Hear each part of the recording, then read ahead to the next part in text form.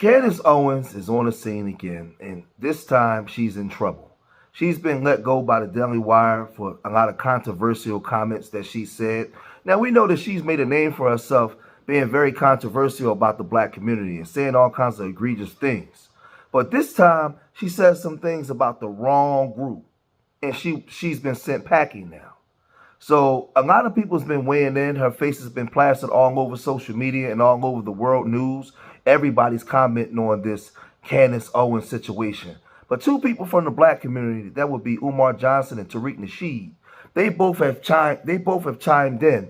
Umar Johnson and Tariq Nasheed are basically from the pro-black sector, and they've always tried to teach the black community to have some type of cultural integrity and do things from a black mind and black perspective. Whether you like them or not, that's been their stance, on this side. So they both weighed in on this Candace Owens situation, and the first one that was up the bat was Dr. Umar Johnson. Let's check out and see what Dr. Umar Johnson said about Candace Owens. We'll come right back.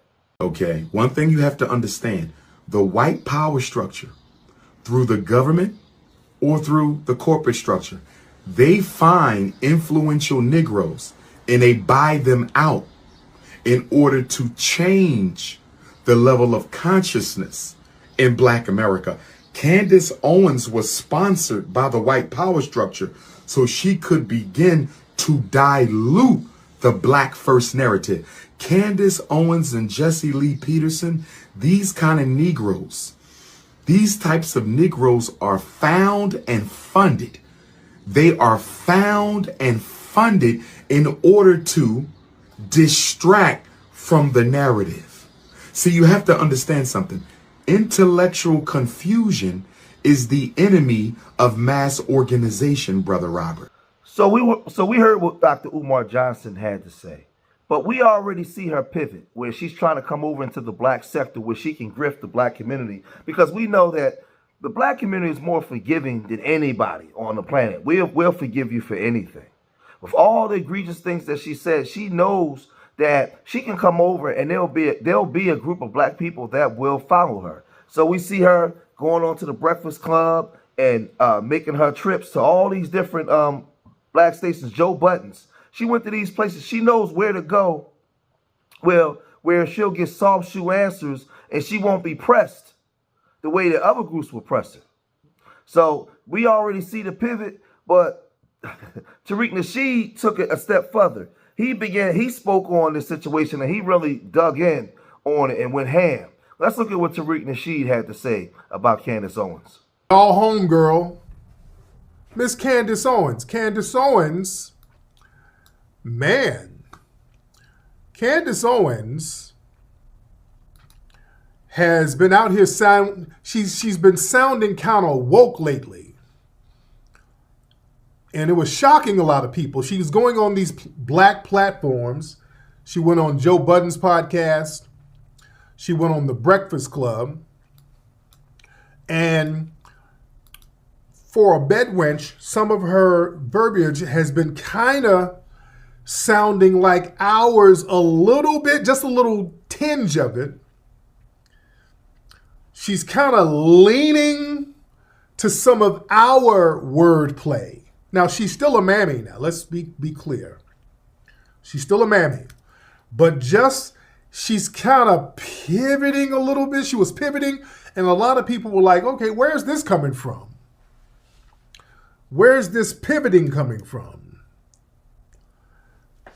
And after she went on these platforms, a couple of days later, the white supremacist platforms that she was on, they gave her the axe. She got fired. Or they cut ties or parted ways. But yeah, Ben Shapiro's Daily Wire cuts ties with Candace Owens. So they gave her the axe. And I think they've been threatening her with giving her the axe and cutting ties with her for a minute because they perceived something as being anti-Semitic. I don't know. And I'm not defending Candace Owens at all. But it's very interesting that Ben Shapiro and all of these right-wing white supremacist think tanks, that basically pay Candace Owens to spew a lot of their anti-black rhetoric for them. The minute she says something that they perceive as negative about one of their ethnic groups, boy, she's up out of there. No, no, no. You can only talk negative about the Negroes. Those are the only people you can talk negatively about. Boy, she got her bedwench wake-up call. And the thing about Candace Owens, because she's been such a dedicated hardcore bedwench, she doesn't really have an audience now. Because the white supremacist males, when they turn on her, she has nowhere else to go. So she's trying to low-key pull an Omarosa. You know, when Omarosa got the axe from the Trump administration, Omarosa came around black folks like, hey, big head, you know, I was finessing them white people. I was pretending to be a mammy so I can get some intel for the community. And we were like, no, ma'am. No, ma'am, you were not doing that. You were a dedicated bedwench mammy. You were mammying it up. They had to kick you out of there screaming. So Candace, she's getting her wake-up call. And whenever these bedwenches get their wake-up call, they do the old Queen Halle Berry move. And I always play that clip from Queen when you come back down to the black community. Help me. I's a nigger. I's a nigger. I's hungry. I nigger. Oh, we don't want to hear the I'm a nigger. We don't want to hear I's a nigger cry. I's nigger. Because she's on the Breakfast Club and Joe Budden show trying to portray this, I'm so concerned for the black community. You know, the cooning I was doing, it's basically tough love because I just want to see black people do better. So my mammying and bedwenching and my vitriolic anger towards the black community is just me loving them so much, and I just want them to do better. Cap. All cap. All cap. No, she was towing the line for the white supremacists. That's all she was doing. She was looking out for her damn self. And she's trying to be, and we got a new term, bed woke. Bed woke is when a bedwench tries to pretend to be woke. You have a lot of that. You have a lot of these bed wokes out here who love Zaddy, but then try to do this performative activism so they won't seem like such a bedwench.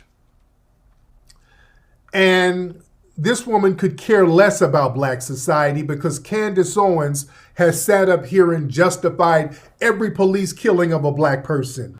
So we all know Candace Owens. Every chance she gets, she takes a shot at the black community. She makes sure that the cameras is right there so everybody can see. And she was papered up. She was paid very, very, very, very well to say the things that she was saying about her own people. Y'all remember the things she said with how she defended Derek Chauvin, you know, in that situation. Y'all remember what she said about Ahmaud Arbery.